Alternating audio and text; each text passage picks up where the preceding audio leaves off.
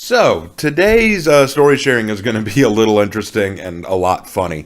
Little background on it. So, for those of you who are not familiar with isekai, again, I'll briefly explain. We've talked about it before, especially when I went into New Epic and stuff like that. But isekai is basically an anime genre in which a person from the normal world is somehow transported, reincarnated, whatever you want, into a fantasy or science fiction world, totally different from the one they're from. And they play a crucial role in the story itself. They may become the new hero of that world. They may become a knight or a vagabond or something. A lot of Japanese anime take this trope and play with it. One example that is going to be important today was a popular comedy one. I think it was called Reincarnated as a Moab, or It's Tough to Be a Moab, or Reincarnated into a Dating Simulator, something like that. Wherein the story is about this guy who was forced by his sister to play a dating simulator in which you play as a female who is trying to pick your favorite guy to get with. And he plays the game for her because she can't figure out how to beat it, and he has beaten it. He knows the game inside and out because he's had to play it so many different times to get 100% completion. So he knows every aspect of the game forward and backward, and he hates the game to no end. Well, he dies after finishing the game and reincarnates into that world as an NPC character. And he wants to just live a normal life, but he finds out that he's going to be forced to get married to someone as an NPC, and he doesn't want that. So he decides to change his fate, and in doing so, puts himself into a new and very entertaining position within the world of the video game. And he is now actually trying to break the game a little bit. He's trying to put the stupid male protagonists in their place. And it's a very entertaining, very funny anime. If you haven't watched it, I highly recommend it. Now, I tell you all that to tell you about this.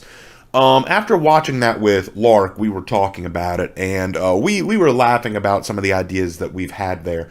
Like, hey, like, what if we did this? Or what if we got reincarnated under these circumstances? What if it was like this? What if that? What if that? And so we were playing with these kind of ideas, and they were kind of funny.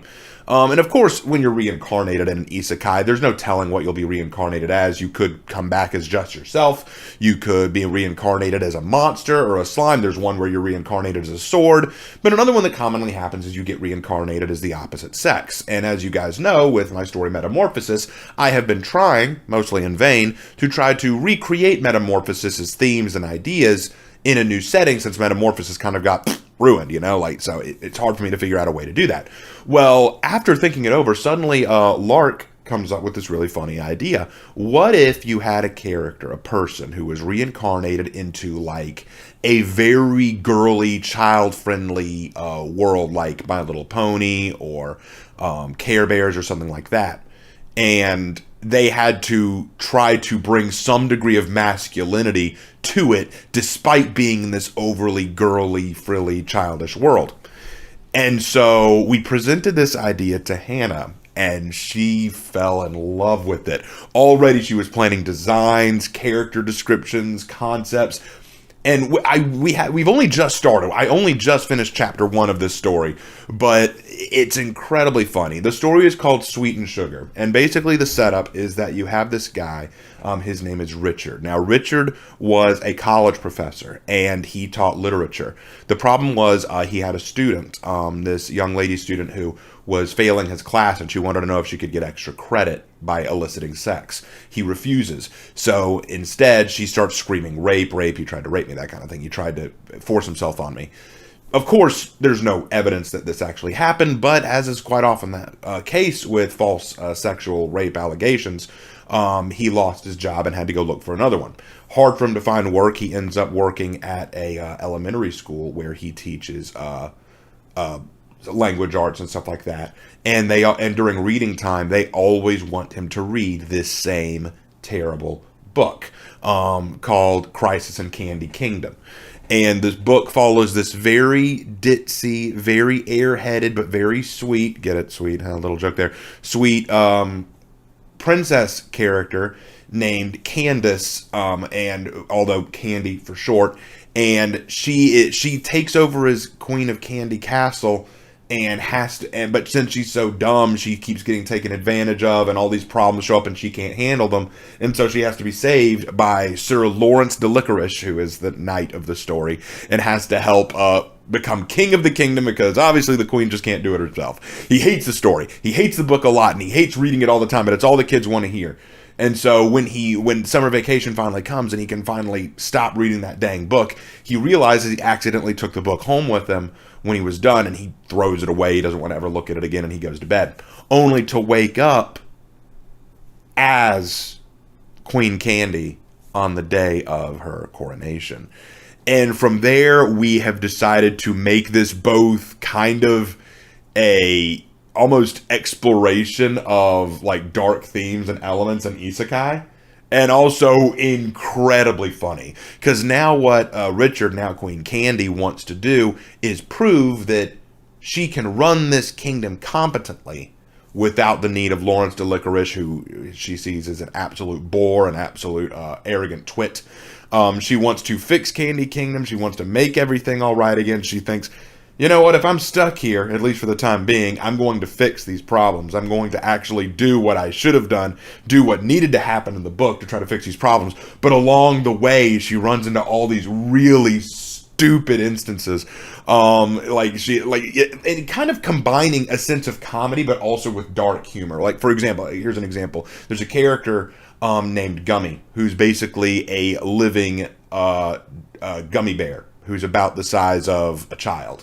Now this gummy bear, Gummy, is always happy, just perpetually always friendly, happy, no matter what you do. No matter what you do, he's just always happy, and this infuriates Candy. So she's always like, why won't you be upset about anything? And he's like, well, that wouldn't be nice. Golly, just kind of this funny he just won't react to anything negatively. And so there's an element of comedy there. But there's also a dark twist to it, because like maybe when Candy's going through a really rough patch, he says, you know, if you're feeling bad, you could always hit me. What? Yeah, kick me, beat me up, throw me around, just saying all this with a smile on his face. Like, why the heck would I do that? It's like, oh, well, you know, like, we gummies have always been, like, a subservient class. Like, kind of like this class or caste system of the kingdom that isn't talked about in the book, but in reality would totally make sense for this, not only this time period, but this kind of world. And it's kind of, like, a little dark at that point. Like, okay, this was kind of funny at first. Now it's kind of taking a dark turn, and yet it's still kind of funny. It's a great way for me to practice balancing comedy, but also with some dark elements. There's also some other funny stuff, like we invented this bartender character named Pix, short for Pixie Sticks. He's this character who, if you've watched Reincarnated into a Dating Sim, there's this character. He only shows up like maybe once or twice, but the main character calls him the Master, because he's this teacher of tea ceremony. And for some reason, he's so suave, just so cool, just so dapper, that whenever he shows up, just the main character is just pacified. Like, yes, master, you know everything, that kind of thing. I'll make it my life's work to throw a tea party as godly as yours. There's still so much that this old man has to learn himself. Come now, let us continue this tea party journey together. You got it, sir. I mean, master. It's very funny, and we thought, what if we had a similar case here? Like this guy, he is just so suave. It doesn't matter if you're a guy or a girl or a gummy or what are you will just find yourself totally enamored with this guy. Just like we had this, we just have him as like, and he's totally oblivious to it. Like, he has no idea. So it just turns into this really funny setup where we can combine a lot of comedic elements that we see in isekai, but also mix in some darker traits and points that could actually add some drama to the story. And of course, we're never going to take it too seriously. Like, obviously, I mean, like, we were planning on doing it in 3 parts, like a 3-part story. And in the first part of the story, obviously, it's going to be like maybe 15, 20 chapters. And in the story, the first story is going to end with Queen Candy defeating the dragon, which turns out to be a giant piñata, you know, like, it's filled with the candy people that it's eaten, you know, like it's we're not gonna take it too seriously, obviously. In the second part, in our sequel story, we're planning on having like a straight up war with Toyland, you know, like, obviously this story isn't meant to be taken too seriously. It's meant to kind of be a joke, tongue-in-cheek kind of thing. And Hannah is very excited. She's already drawn designs for it. It looks really funny. I can't wait to go forward. In fact, funny thing is, even though I wrote the first chapter, Hannah actually wants to turn it into kind of a comic thing, which I think will be very, very funny.